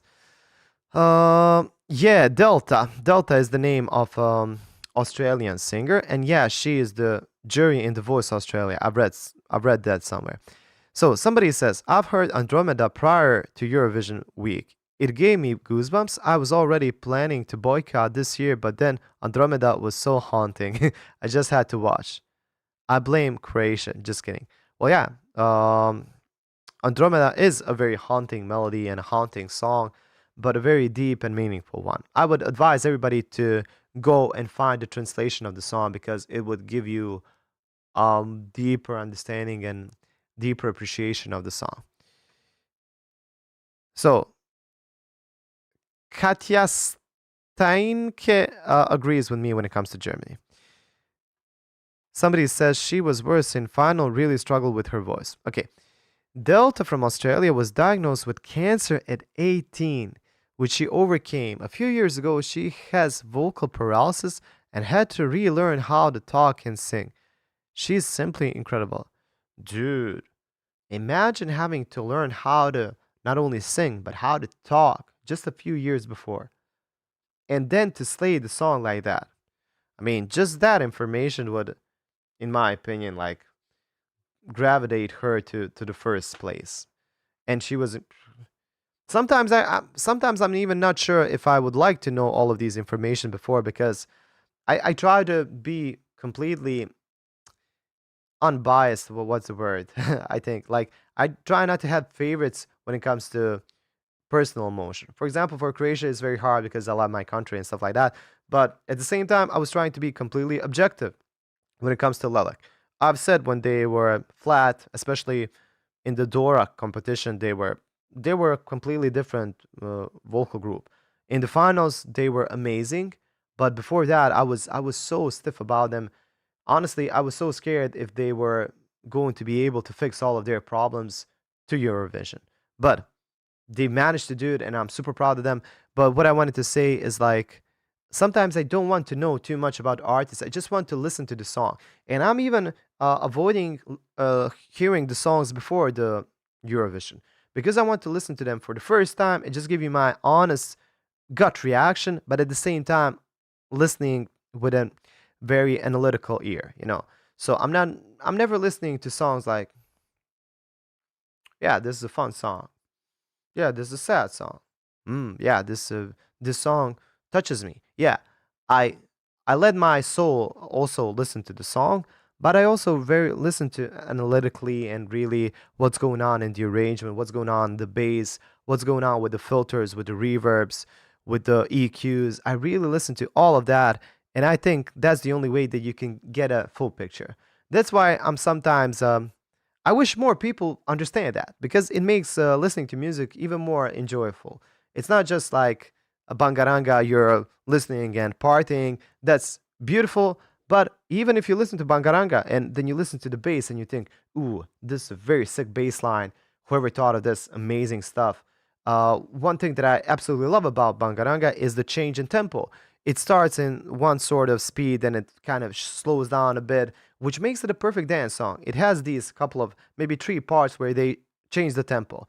Now, maybe that's an interesting thing that pushed the juries to give it a higher vote because usually the songs are always in the same tempo, they don't change the speed, but Bangaranga changes the speed twice or three times. So I think maybe that's one of the details that really said to the jury, okay, this is an interesting change that we don't hear every day. I think that's why we need to give it 12 points. Okay, what else are you talking about? My association, Romania, Lady Gaga, and Xana, the Warrior Princess. I can agree with that a bit. Norway, Freddie Mercury. Norway. I'm drawing blank. Norway. Oh yeah, Norway is kind of a Freddie Mercury vibe. He has a very, very energetic frontman vibe, like very. I would say, hmm, he's a showman, and I think that's always a good compliment. Cyprus, Shakira. I also said that. Australia, Celine Dion. I've also said that. J Lo, Germany. No. Celine Dion and J Lo. Okay. Germany, Eleni Furiera. and Poland, Whitney Houston. Poland, definitely Whitney Houston. Germany, I don't know who Eleni is, so I can't really draw a comparison. So I've grown in musical family, and it's annoying to be able to hear minor mistakes, but also never forget to enjoy the songs. Completely agree. Like I never allow my I don't have trouble like hearing somebody sing maybe a bit off key if he delivers me the emotion and if the song can forgive that. I'm not here being a strict teacher and saying, "Ooh, everything has to be perfect." Like I myself am not perfect, and I enjoy when somebody even gives me that imperfection because there's rawness, there's humanness to it. But there's a certain dose that I can understand. And there's a certain threshold where I see that somebody's just not prepared. So that's the difference. So the okay, yeah, somebody says the change in tempo is what sold me to Bangaranga. Yeah, I can understand that. So, yeah, low key, they should do a Eurovision where they all perform in their native language and the subtitles then make it fair. But then you have French, Spanish that have advantages with their sexy language. Listen, I think that would be an interesting take that everybody should sing at least 1 year in their native language. It doesn't have to be that some languages are sexy and some are not. Let's say that Russian is not a sexy language, and why did I mention Russian? But let's just say Russian language still has some beautiful like ballads and beautiful love songs. We've we had to learn some Russian songs when I was at the university, and honestly, their poems are sometimes so beautiful. Like you wouldn't believe it. Although their language is kind of very hard, it sounds very kind of strict. It can be very beautiful. So I think it would be interesting hearing every country in their native language. That could also be one thing that I also thought about is what if we had teams? I don't know if that would work, but let's say Met Gala. You always have some weird team, like everybody has to, I don't know, everybody has to have animal. The team is animals, so you can wear whatever you like, but it has to have connection to some animal. What if we had a team in Eurovision? For example, animals. Again, everybody can sing a song, but it has to be about animals. I mean, that could be fun, but it could also be completely bad. I don't know even know. I don't even know what I'm suggesting anymore. So Vilma says that the producer of the Bulgarian song, Monoir, is a Romanian songwriter who was in the Romanian jury that sent Alexandra Capinescu at Eurovision. The guy knows music. Well, I'm sure he does. I mean, it wouldn't win if the song was bad. I'm just saying that this year had very strong entries. To me, there were some songs that were maybe a bit better, but that doesn't mean that Bangaranga is like a completely awful song. Beyonce from Temu. Very harsh, maybe. That is how it sounds. That is how Russian sound to me. Well, listen, German sounds harsh to me as well. But German also has some beautiful love songs. German also has some beautiful operas. Yeah, it can be done in millions of ways. For example, French is always a language of love, but I'm sure there are some French metal bands, French rappers. Maybe we don't hear about them too often. So somebody says, I'm a musician in the past with more than 20 years experience. I'm not a fan about Ukraine's song, but 26 second on one breath just shocked me. Incredible. That's true. We didn't even talk about that. Now, Ukraine's biggest plus, 26-second note and ascending line in one breath. Sure, here and there she was a bit wobbly at the end, but who wouldn't be? 26-second line. Like, I don't even know if I could. I mean, I could probably just hold one note at 26 second. Yeah, I think I could do that. But just like singing something and going upwards and without losing the energy or losing focus, very hard to do, especially with the crowd. But what makes it even more interesting, and I'm so glad that you mentioned this, is that she's singing that very lightly, piano, so very quietly. And for those of you that maybe don't know, it's way harder to sing something quieter and that long. It would be easier if you were to sing something in a full tone because your muscles kind of contract and you can hold that note with more ease. But when you're singing something very lightly, there's a big trouble where you can go into breathiness, into whisper, and when you're in a whisper, you lose a lot of breath. And also, whispers are one thing that are actually very harmful to your voice. Somebody also said that whispers are more aggressive to your vocal cords than actually screaming. And there is a case for that. You can understand it in this way. Vocal cords look like this. And if there's a lot of air passing through them, and the vocal cords are not folding the way they should, that air dries up the vocal cords. And then you have some vocal problems, like you get those nodules, I think they're called, like small little dots that don't let your vocal cords close properly. And then you might hear somebody who's maybe older or smokes a lot in their life talk like this, when somebody's trying to talk like this. They're struggling to talk. They're trying, overpowering themselves, but for some reason, they never have enough power. What else are we going to talk about? Ukraine always stays authentic and different. That's true. They don't care about trends, they create them. They also had a national instrument on stage. Was it pre recorded? Yes, everything is pre recorded. Everything but the vocals and the backing vocals, I believe, is pre recorded. So even Lelek, who has five girls singing, they've had one guy singing backing vocals somewhere in the backstage, but there's a camera filming him just for, like authentic purposes. They don't show him live in Eurovision, but there's actually footage of him singing. You can find it somewhere online. And that kind of proves that even backing vocals, I'm not sure always, maybe some easier vocal lines like in the background are also pre-recorded, but I think most of the times backing vocals are also sung live. But I would have to double check that. Maybe not for every artist.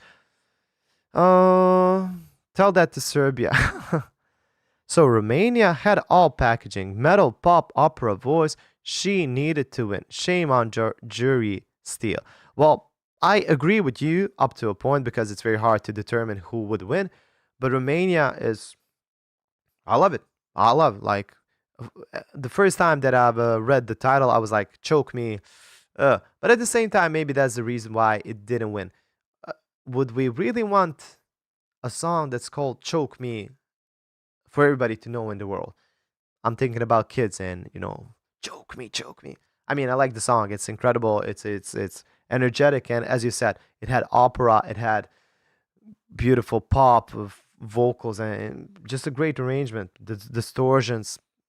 I really like the song. But yeah, I don't know. I don't know what to tell you. Romania's contestant won The Voice Romania 3 years ago.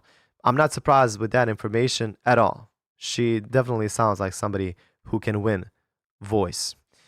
What about if everybody had to sing in someone else's language, but there's no English? Huh. Well, listen, this is what we could do. Maybe we could have like what's it called? Like a poll where you just grab one little ball and whichever language you pick, you need to learn a song in that language. That would be super hard, but it would give a certain like contestant feel to it. It would give a new. It would bring everything to the next level. One thing that then we would definitely appreciate when somebody really, really, really learns the language well, and I think that would be one of the main criterias on which we could rank somebody. That could be an interesting thought. If anybody knows anybody from Eurovision who's on the organizing side of it, hey, tell them that we're brainstorming live here. Performances should be judged in three ways: vocals, choreography, and put together of the performance. And I feel the ones that got 12 points weren't. Australia was crisp, clean, and had it all. It's, like in this competition, it's very hard to see, like, not everybody is going to be happy. There's always going to be somebody who's not satisfied. And even if every country had an incredible song, not every country can win, right? So there's gonna be one winner, but I completely agree with you that there was some artists that are way more capable than others and have delivered flawless performances and didn't win. And it feels like they got robbed, but it's just the nature of things. Not everybody can win. Poland gave Beyonce vibes. It was like a gospel combined with rap. Yeah, it was definitely a gospel combined with rap. What do you think of the Italy's entry? Was it too stereotypical in your opinion? Huh, stereotypical. Maybe a bit. It was definitely when you look at it, it definitely has all the Italian like cliches. And I don't find that bad, but I don't know. It wasn't too memorable to me. It was a fun song.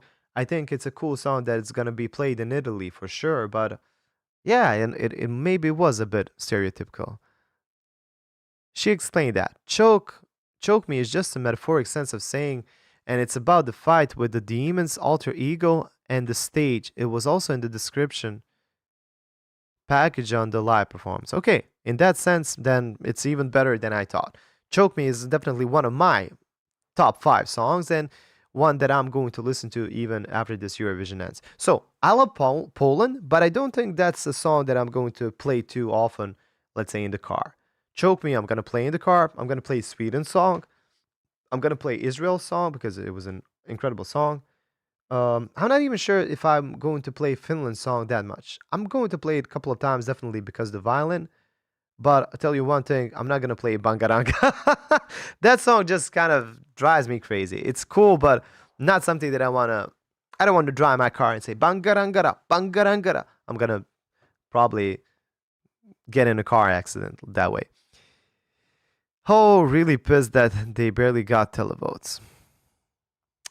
Eurovision 2026, Romania first, Israel second, Australia third, Bulgaria fourth, so on.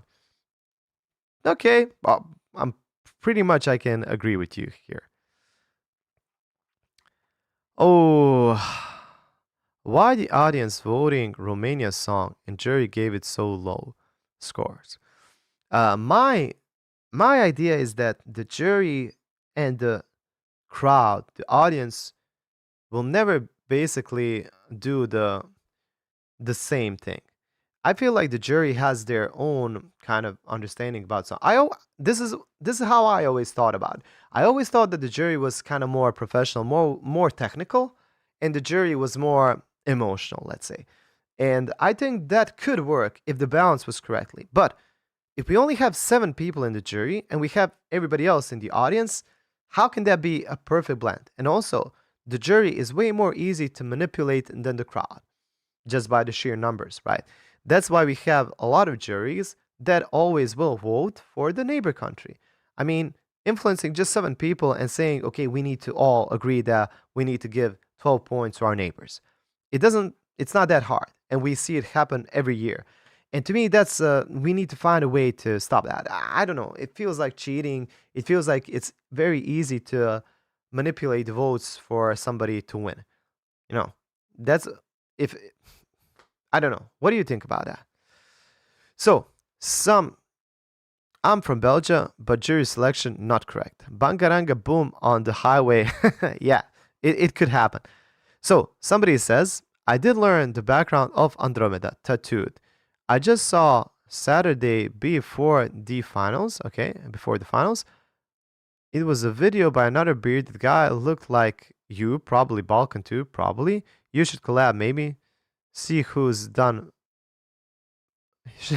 See who has a better beard. Yeah, the tattoos from Andromeda are traditional Christian symbols, and they were basically. I hope I don't butcher this, but they were basically tattoos that kind of women only had to protect themselves from. I think. From people who wanted them to change their religion. So there were other people who wanted to forcefully uh, take them and change their religion and marry them. And then girls would draw these sitsing tattoos. So there weren't really tattoos, but they were made with a. Somebody help me out. The two tattoos are called sitsanya. I know that, but they're not like tattoos in a. They're not normal tattoos. They're made with a. I think like almost like when you what's it called? Ah, damn it, my mind is going blank. It's like when you make a t-shirt. What do you call that? Like when you ah, I'm losing words. Maybe just do a quick Google Translate. Just a sec. Um, wait. Knitting, right? Knitting. So knitting. You know when you knitting, and you take an needle. And somehow with the needle, they do those symbols. I don't know exactly how they do it, but yeah, sewing, something like that. And those are the symbols that basically protected their religion. So let's say in the past, there were people from other religions, let's say Islam, that wanted to forcefully take the Catholic women and make them their own wives. And Catholic women, especially in Croatia, very proud, very sure of their religion and their ways, their tradition. They didn't want to do that, and they would rather die than to change their fate. These were the symbols basically that kind of protected them and kind of said that no, we are who we are, we're not going to change. And those symbols are not used that much today, but in these couple of last years, they've gotten a bit more popular with some folk groups kind of bringing them back to life, and Lelek is definitely one of them. And when it comes to Lelek, this is also an interesting little thing. Uh, Lelek is basically a translation of lament. So a very sad kind of longing and singing. Lelek is almost like that kind of like when your voice breaks out of pain. That's what Lelek means. So their name, the song, the tattoos, the traditional clothing, everything works together. Nothing is by chance. They really done an incredible job, and I again advise you to check out the lyrics because you will learn way more about the song, and definitely you're never gonna listen to the song in the same way again. The word is sewing. Yeah, sewing and needling or knitting, something like that. Thank you for helping me. So, what else are we talking about? They were protecting against the Ottoman Empire. That's what I wanted to say. Hello, I really liked your Eurovision reaction. I enjoy songs you definitely didn't taught. Well, I messed up some of them. I'm not I can't see the future, but I think that I still did a pretty darn good job. Like even when I see my top five, I basically gotten four correctly, and yeah, only Bangaranga was kind of a shock to me a bit. Listen, guys, I really love having you here. I mean, I can't believe I've actually done a live stream for 2 hours. It's been years since I've done a live stream like this. But tell you what, I really love doing this, and I hope 5 months I didn't really post anything, so I would need a bit help of getting back in the algorithm and just reviving my channel a bit. So if you can help me with that, share your favorite videos, Eurovision videos, some other videos. If you can share more than one, I would be super happy. Comment on a bunch of them. Commenting also helps. Like them, share them around. It would really mean the world to me. And yeah, thanks so much for watching this with me. Thank you for joining me on the live stream. I think this is my most successful live stream since I've started the channel. And I've definitely played around with the idea of doing live streams more often. For some reason, I always feel like I'm not good enough at talking live. I always think I need to edit something, but you guys proved me a bit wrong today. You've asked some incredible questions, and whenever I have somebody to interact with, it's easier. What else did you say? The thing is that Eurovision Song Contest is evolving. International juries are young people now. That's true. Younger people, at least 30 years. I know a couple of them. The previous generations are slowly replaced by the younger, and the traditional systems of rating a song are not the same. That's interesting, but at the same time, like, I think younger people still know a lot about music. That doesn't mean that just older people, maybe some aspects changed a bit, but I know a couple of young people that are in the national juries that have a great understanding of music, more than my father or anybody older than I know that has also been involved in music in a lot of ways, because younger people tend to know way more genres than maybe some older people. We're just more exposed with the internet and everything, and I think that's just a beautiful thing. Thank you for somebody says I'll click like for the beard. You're an honest guy. Thank you for your fair reviews of Eurovision. Hey, thank you all for watching. Anyway, I'm going to leave you with that. Thank you all. See you next time, and check out the links that I've already passed in the comment section. And yeah, we're gonna do a live stream very quickly soon. See you there. Bye.